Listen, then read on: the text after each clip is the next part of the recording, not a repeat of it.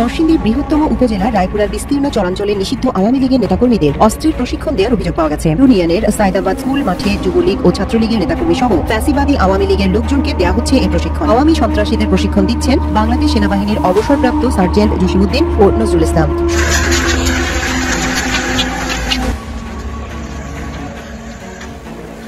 আওয়ামী লীগের ষড়যন্ত্র দাবিকে আরো জোরালো করছে। কি চলছে বাংলাদেশে, আর কি চলছে নতুন দল গঠনকারী ছাত্র নেতাদের মধ্যে, আর কেনই বা তাদের উপর গোয়েন্দা নজরদারি, আর সেই নজরদারি চলছে কার নির্দেশে, সেটি নেই ধরতে দেশের সাধারণ মানুষ। আগামী নির্বাচনে অংশ নিচ্ছে আওয়ামী লীগ, এই খবরে চোখ কপালে উঠছে অনেকে। সম্মানিত দর্শক, আসসালামু আলাইকুম। নতুন একটি নিউজে আপনাকে স্বাগতম। প্রিয় দর্শক, নরসিংদীতে আওয়ামী লীগ নেতাদের গোপনে যুদ্ধের প্রশিক্ষণ দিচ্ছে সেনাবাহিনীর সদস্য। এবার সামনে এলো আরও এক চাঞ্চল্যকর তথ্য। দেশ জুড়ে আলোচনার ঝড়, একে একে বেরিয়ে আসছে সকল গোপন তথ্য।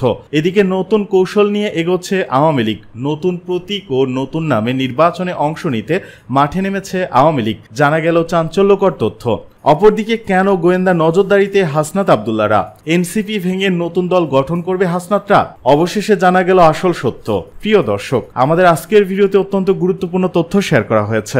দয়া করে ভিডিওটি শুরু থেকে শেষ পর্যন্ত ধৈর্য সহকারে দেখে একটি লাইক দিয়ে সবাইকে বেশি বেশি করে শেয়ার করে দিবেন। সেই সাথে আমাদের ভিডিওটি আপনি বাংলাদেশের কোন জেলায় বসে দেখছেন বা শুনছেন সেটি অবশ্যই কমেন্ট বক্সে কমেন্ট করে জানিয়ে দিতে ভুলবেন না। চলুন আর কথা না বাড়িয়ে ভিডিওটিতে একটি লাইক দিয়ে ধারাবাহিকভাবে আজকের গুরুত্বপূর্ণ খবরগুলো দেখে আসি। নরসিংদীর বৃহত্তম উপজেলা রায়পুরার বিস্তীর্ণ চরাঞ্চলে নিষিদ্ধ আওয়ামী লীগের নেতাকর্মীদের অস্ত্রের প্রশিক্ষণ দেওয়ার অভিযোগ পাওয়া গেছে। এলাকার শ্রীনগর ইউনিয়নের সাইদাবাদ স্কুল মাঠে যুবলীগ ও ছাত্রলীগের নেতাকর্মী সহ ফ্যাসিবাদী আওয়ামী লীগের লোকজনকে দেওয়া হচ্ছে এ প্রশিক্ষণ। রাতের অন্ধকারে অস্ত্র প্রশিক্ষণ দেওয়ার ঘটনায় এলাকাবাসীর মধ্যে আতঙ্ক বিরাজ করছে। অভিযোগ রয়েছে, সাইদাবাদ স্কুলে আওয়ামী সন্ত্রাসীদের প্রশিক্ষণ দিচ্ছেন বাংলাদেশ সেনাবাহিনীর অবসরপ্রাপ্ত সার্জেন্ট জসিমউদ্দিন ও নজরুল ইসলাম। সূত্র জানায়, সপ্তাহের প্রায় প্রতি রাতেই চলে এই প্রশিক্ষণ। বিশেষ করে রাত যখন গভীর হয় তখনই সরব হয় নিষিদ্ধ ঘোষিত দলটির নেতাকর্মীরা। এ সময় গুলি, আগ্নেয়াস্ত্র পরিচালনা ও ককটেলের শব্দে স্থানীয় বাসিন্দারা আতঙ্কিত হয়ে পড়েন। স্থানীয় বাসিন্দারা জানান, প্রশিক্ষণ প্রাপ্ত হয়ে এলাকার বিভিন্ন শ্রেণী পেশার নিরীহ মানুষের বাড়িতে চাঁদাবাজি, জমি দখল ও বাড়িঘর লুটপাটের কারণে সাইদাবাদ গ্রামটি ইতোমধ্যেই সাধারণ মানুষের বসবাসের অযোগ্য হয়ে পড়েছে। নতুন করে অস্ত্রের প্রশিক্ষণের কারণে তাদের মনে সন্দেহ দানা বাঁধছে। খোঁজ নিয়ে জানা গেছে, এ চরাঞ্চলে সংঘর্ষ টিকিয়ে রাখতে গোপনে বিভিন্ন স্থানে চলে অস্ত্র চালানোর প্রশিক্ষণ। আধিপত্য বিস্তার নিয়ে হানিফ মাস্টার ও এরশাদ নামে দুই ব্যক্তি কিছুদিন পর পর এই এলাকায় সংঘর্ষে জড়িয়ে পড়েন। পাশাপাশি হানিফ মাস্টারের ছায়াতলে থেকে রায়পুরা চরাঞ্চল শ্রীনগর ইউনিয়নের আওয়ামী লীগের সাবেক সাধারণ সম্পাদক ও সাইদাবাদ গ্রামের বাসিন্দা শাহ আলম এলাকায় আধিপত্য টিকিয়ে রাখতে 5 আগস্টের পর নিজ নামে গড়ে তোলেন সন্ত্রাসী বাহিনী। গত বছরের 22 আগস্ট এলাকায় আধিপত্য বিস্তার নিয়ে শাহ আলম বাহিনীর হাতে গুলিবিদ্ধ হয়ে নিহত হন প্রতিপক্ষ এরশাদ গ্রুপের এক গৃহবধূ ও নবম শ্রেণীর ছাত্র সহ 6 জন। সূত্রে দেয়া তথ্য মতে সম্প্রতি বিভিন্ন গণমাধ্যম ও সামাজিক মাধ্যমে ঢাকা দখল সহ নিষিদ্ধ সংগঠন আওয়ামী লীগের ক্ষমতায় আসার খবর প্রচার হতে থাকলে সাইদাবাদ গ্রামে শাহ আলম বাহিনী তৎপরতা বৃদ্ধি পায় বলে স্থানীয় বাসিন্দাদের অভিযোগ। আর এতেই নিয়মিত অস্ত্র হাতে প্রশিক্ষণ নিতে শুরু করে আওয়ামী লীগের নেতা ও শাহ আলম বাহিনীর প্রধান শাহ আলম, যুবলীগের কথিত ডাক্তার জসিমউদ্দিন, ইকবাল, সালাউদ্দিন, যুবলীগের ইউনুস, শিপন, স্বেচ্ছাসেবক লীগের রহিম, সেলিম, হারুন, আরমান, ছাত্রলীগের রনি, মাহফুজ, বাবু সহ 40-50 জন। এসব ব্যক্তি প্রশিক্ষণ নিয়ে নাশকতা চালাতে পারে বলে মনে করছেন স্থানীয়রা। স্থানীয়দের দাবি, গত বছর নরসিংদী কারাগার ভেঙে আসামি, পলাতক ও অস্ত্র লুটের সঙ্গে জড়িত কিছু আসামিও এলাকায় থাকতে পারে। তাদের মাধ্যমে কারাগার থেকে লুট হওয়া অস্ত্র এই এলাকায় রয়েছে বলে ধারণা করা হচ্ছে। ফলে সাধারণ মানুষ চরম নিরাপত্তাহীনতায় ভুগছে। এই অবস্থায় তাদের বিরুদ্ধে আইনগত ব্যবস্থা না নিলে এলাকায় ব্যাপক প্রাণহানি সহ নিরীহ মানুষের জানমালের ক্ষতি হতে পারে বলে মনে করছেন তারা। এজন্য যৌথ বাহিনীর হস্তক্ষেপ কামনা করছেন এলাকাবাসী। এ বিষয়ে রায়পুরা থানার ওসি মোহাম্মদ আদিল মাহমুদ জানান, এ বিষয়ে তিনি কিছুই জানেন না। কয়েকজনের হাতে অস্ত্রের ছবির বিষয়ে তিনি বলেন, চর এলাকার সব জায়গায় অস্ত্র রয়েছে। সাইদাবাদ, শ্রীনগর, বাঁশগাড়ি, চাঁদপুর সহ কোন জায়গায় অস্ত্র নেই বলেন। আবার কিছু জব্দও হচ্ছে। রায়পুরা সার্কেলের সিনিয়র সহকারী পুলিশ সুপার বায়োজিৎ বিন মনসুর জানান, ওই এলাকায় বিবদমান 2টি গ্রুপ রয়েছে। যারা কিছুদিন পরপরই আধিপত্য বিস্তার নিয়ে সংঘর্ষে জড়িয়ে পড়ে। তারা গোপনে অনেক কিছুই করতে পারে নিজেদের আধিপত্য বিস্তার করার জন্য। এলাকাটি বিচ্ছিন্ন হওয়ায় ব্যাপক সংখ্যক পুলিশ নিয়ে অভিযান চালাতে হয়। পুলিশ সুপারের নির্দেশক্রমে আমরা সেখানে অভিযান চালাই এবং কিছু অস্ত্র ও আসামি ইতোমধ্যেই গ্রেপ্তার করা হয়েছে। নরসিংদী জেলা পুলিশ সুপার ভারপ্রাপ্ত মোহাম্মদ কলিমুল্লাহ হক জানান, অস্ত্র প্রশিক্ষণের কোনো তথ্য এ পর্যন্ত জানা নেই। আর অস্ত্রের যে ছবি দেওয়া হয়েছে তা ওই স্থানের কিনা তা সঠিক বলা মুশকিল। তবে অস্ত্রধারীরা ওই এলাকার কিনা তা খতিয়ে দেখা হচ্ছে। তারা ওই এলাকার লোক হলে অবশ্যই ব্যবস্থা নেওয়া হবে।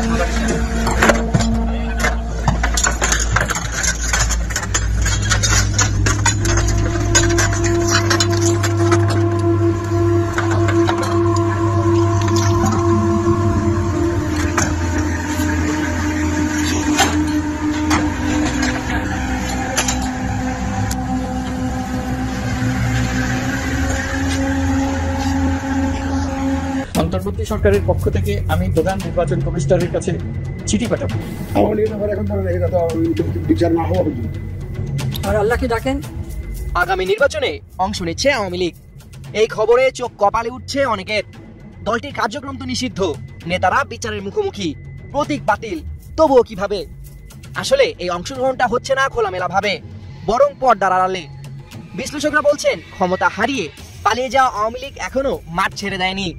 তাদের হাতে রয়েছে বিপুল পরিমাণ লুটপাট করা অর্থ, প্রশাসনিক নেটওয়ার্ক এবং রাজনৈতিক বুদ্ধিমত্তা। আর এবার তারা হয়তো সেই অর্থই কাজে লাগাতে যাচ্ছে ছদ্মবেশী প্রার্থী দাঁড় করিয়ে নির্বাচনে অংশ নিতে। এই থিওরির ভিত্তি মূলত 2024 সালের নির্বাচন। তখন আওয়ামী লীগ নিজের প্রার্থীদের বিপরীতেও দাঁড় করিয়েছিল তথাকথিত স্বতন্ত্র প্রার্থী। 2026 সালের নির্বাচনেও একই ছকে খেলতে পারে তারা। এবার নৌকার বদলে নতুন প্রতীক, নতুন নাম, নতুন মুখ। কিন্তু আসলে কি নতুন, নাকি পুরনো আওয়ামী লীগ শুধু নতুন মুখোশে? নির্বাচন কমিশনের ভাষায় ভোটার হলে তারা আওয়ামী সমর্থক হলেও ভোট দিতে পারবে। আর সেই সুযোগেই আওয়ামী লীগের গোপন তৎপরতা শুরু হয়েছে বলে মনে করা হচ্ছে। সমর্থকরা ভোট দিতে পারবে, এতে কোনো অসুবিধা নেই। যারা সমর্থন করে তাদেরকে সমর্থক, আমাদের সমর্থক। আপনি কিভাবে? আমি মনে মনে সমর্থন করি একটা দলকে, আমি ভোট দিতে তাকে। সামাজিক যোগাযোগ মাধ্যমে অনেকেই দাবি করছেন, ঢাকার বিভিন্ন স্থানে ইতিমধ্যে নির্দিষ্ট কিছু নতুন প্রার্থীকে অর্থায়ন, প্রচারণা পরিকল্পনা এবং কেন্দ্র নিয়ন্ত্রণের প্রশিক্ষণ দেওয়া হচ্ছে, যাদের অতীত ঘেটে দেখা যাচ্ছে কেউ না কেউ আওয়ামী লীগের শাখা সংগঠনের সঙ্গে কোনো না কোনো ভাবে জড়িত ছিলেন। সম্প্রতি আওয়ামী লীগ কর্মীদের প্রশিক্ষণ দেওয়ার অভিযোগে এক সেনা কর্মকর্তার আটকের ঘটনা এই দাবিকে আরো জোরালো করেছে।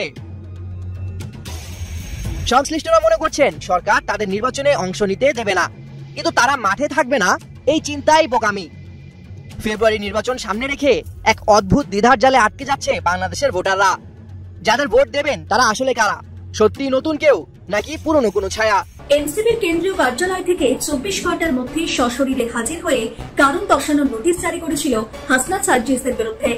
48 ঘন্টা পেরিয়ে গেলেও এনসিপির ওই 5 গুরুত্বপূর্ণ নেতারা কক্সবাজারই ছাড়েনি। উল্টে তাদের উপর গোয়েন্দা নজরদারি এড়াতে তারা বারবার হোটেল পরিবর্তন করছে। কি চলছে বাংলাদেশে, আর কি চলছে এই নতুন দল গঠনকারী ছাত্র নেতাদের মধ্যে? আর কেনই বা তাদের উপর গোয়েন্দা নজরদারি? আর সেই নজরদারি চলছে কার নির্দেশে, সেটি নিয়েই দ্বন্দ্বে দেশের সাধারণ মানুষ। অন্যদিকে ধীরে ধীরে প্রকাশ পাচ্ছে আওয়ামী লীগের জনপ্রিয়তা এবং ক্ষমতা। এই অবস্থায় কি করবে এনসিপি এবং এই অবস্থায় তদারকি সরকার?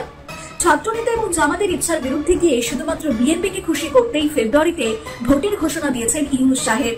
যেন নির্বাচন কমিশন আগামী রমজানের আগে 2026 সালের ফেব্রুয়ারি মাসে জাতীয় নির্বাচন অনুষ্ঠানের আয়োজন করে। কিন্তু সেই ভোট যাতে ফেব্রুয়ারিতে না হয় তার জন্য এনসিপি এবং জামাত নতুন কি পরিকল্পনা করছে তা বুঝতে কিছুটা অপেক্ষা তো করতেই হবে। কারণ এনসিপি এবং জামাত জানে ভোট হলে তারা অশ্বডিম্ব ছাড়ার কিছুই পাবে না। এই অবস্থায় এনসিপি নেতাদের কক্সবাজার সফরের উদ্দেশ্য নিয়ে প্রথম থেকেই রাজনৈতিক অঙ্গনে নানা জল্পনা চলছিল। বিশেষ করে বিদেশি কূটনীতিক সাবেক মার্কিন রাষ্ট্রদূত পিটার হাসির সঙ্গে সম্ভাব্য গোপন বৈঠকের গুজব আরো উস্কে দেয় পরিস্থিতিকে। এই গুজবের পরপরই ডিজিএফআই এবং এনএসআই সহ একাধিক গোয়েন্দা সংস্থা তৎপর হয়ে ওঠে। রয়্যাল টিউলিপ হোটেলের ভিতরে এবং বাইরে সাদা পোশাকে অবস্থান নেন গোয়েন্দা সদস্যরা। হোটেলের সিসিটিভি ফুটেজ পর্যন্ত সংগ্রহ করে খতিয়ে দেখা হয় সেখানে কোনো বিদেশি নাগরিক প্রবেশ বা বৈঠকের চেষ্টা করেছিলেন কিনা। টিউলিপ হোটেল কর্তৃপক্ষ জানান, আমাদের হোটেলে এনসিপি নেতাদের সঙ্গে কোনো বিদেশি বৈঠক হয়নি, এমনকি হোটেলে কোনো বিদেশিও ছিলেন না, কেউ বাইরে থেকে এসে বৈঠকও করেননি। তারা আরো বলেন, মঙ্গলবার দুপুরে এনসিপি নেতারা আমাদের হোটেল রয়্যাল টিউলিপ ওঠার পর থেকে ডিজিএফআই এবং এনএসআই সহ বিভিন্ন গোয়েন্দা সংস্থার সদস্যরা হোটেলে এসে যাচাই করেছেন। গোয়েন্দারা হোটেলের সব ধরনের সিসিটিভি ফুটেজ নিয়েছেন এবং সেগুলো পর্যালোচনা করেছেন। বুধবার দুপুর 1টার পরপরই এনসিপি নেতারা হোটেল ছেড়ে গেছেন। বিষয়টি স্বীকার করেছেন এনসিপি নেতাদের নজরদারির দায়িত্বে থাকা কয়েকজন গোয়েন্দা সংস্থার সদস্য। তারা জানান, ঊর্ধ্বতন নির্দেশে আমরা কক্সবাজারে অবস্থানরত এনসিপি নেতাদের গতিবিধির ওপর নজর রাখছি, যদিও এখনো পর্যন্ত তাদের কারোর সঙ্গে বৈঠকে নির্দিষ্ট প্রমাণ পাওয়া যায়নি। এখানেই প্রশ্ন, হাসনাত সার্জিসের মতো দুর্দণ্ড প্রতাপ নেতাদের বিরুদ্ধে গোয়েন্দা নজরদারির অনুমতি দিল কে? সেনাপ্রধান নাকি ইউনূস সরকার? আর হঠাৎ তাদের প্রতি কিসের জন্য সন্দেহ করছে সেনা অথবা সরকার? এনসিপির কেন্দ্রীয় দপ্তরের কারণ দর্শানোর নোটিশ পাঠানো হয়েছিল 24 ঘন্টার মধ্যে সশরীরে, কিন্তু তারা এখনো কক্সবাজার ছাড়েনি। ফলে এনসিপির 5 শীর্ষ নেতার হঠাৎ এই সফর ঘিরে শুধু গোয়েন্দা সংস্থায় নয়, তাদের নিজ দলও অস্বস্তিতে পড়ে। সফরের কারণ না জানিয়ে এত গুরুত্বপূর্ণ দিনে কক্সবাজারে যাওয়া নিয়ে কেন্দ্রীয় কার্যালয় থেকে সরাসরি কারণ দর্শানোর নোটিশ পাঠানো হয়। দলটির মুখ্য সদস্য সচিব সালেউদ্দিন সিফাত স্বাক্ষরিত চিঠিতে বলা হয়, গত 5ই আগস্ট জুলাই গণঅভ্যুত্থানের প্রথম বর্ষপূর্তি এবং রাষ্ট্রীয় গুরুত্বপূর্ণ দিবসে আপনারা ব্যক্তিগত সফরে কক্সবাজারে গেছেন, অথচ এই বিষয়ে রাজনৈতিক পর্ষদকে কোনো তথ্য বা ব্যাখ্যা দেওয়া হয়নি। 24 ঘন্টার মধ্যেই সশরীরে হাজির হয়ে লিখিত ব্যাখ্যা প্রদান করতে হবে।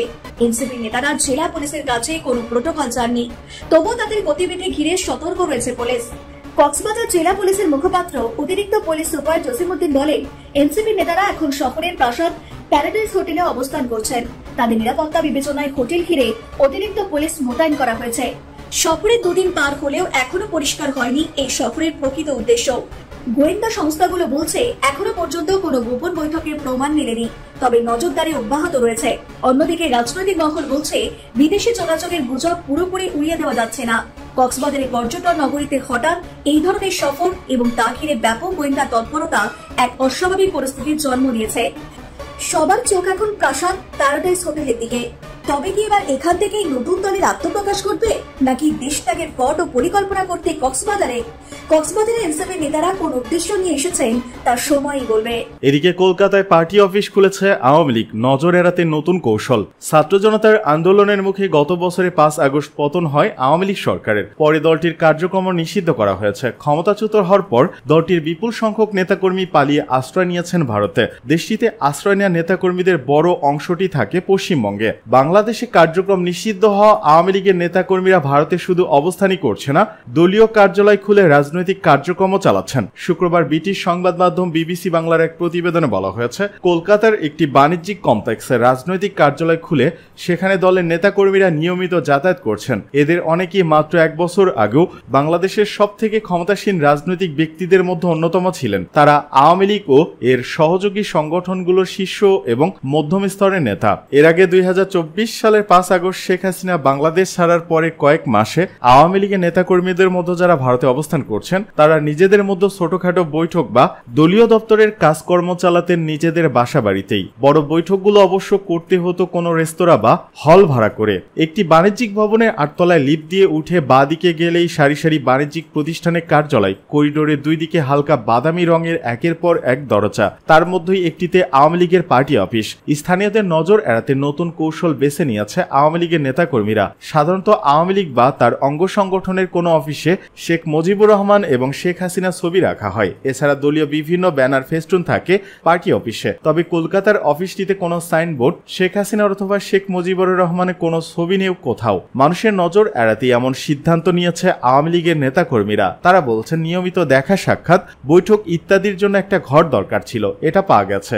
এটাকে আমরা পার্টি অফিসই বলি, কিন্তু আদতে এটা একটা বাণিজ্যিক অফিস। আওয়ামী লীগের এক নেতা বিবিসিকে বলেন 30 থেকে 35 জনের বৈঠক এই দপ্তরেই হয়ে যায়, তবে একটু চাপাচাপি করে বসতে হয়। ছোটখাটো বৈঠক বিভিন্ন নেতাদের বাসাবাড়িতেই এখন হয়। তবে বড় বৈঠকগুলো যেখানে 100-2 নেতাকর্মী হাজির হওয়ার কথা, সেরকম বৈঠকের জন্য কোনো ব্যাংকোয়েট হল বা কোনো রেস্তোরাঁর একটি অংশ ভাড়া নেওয়া হয়।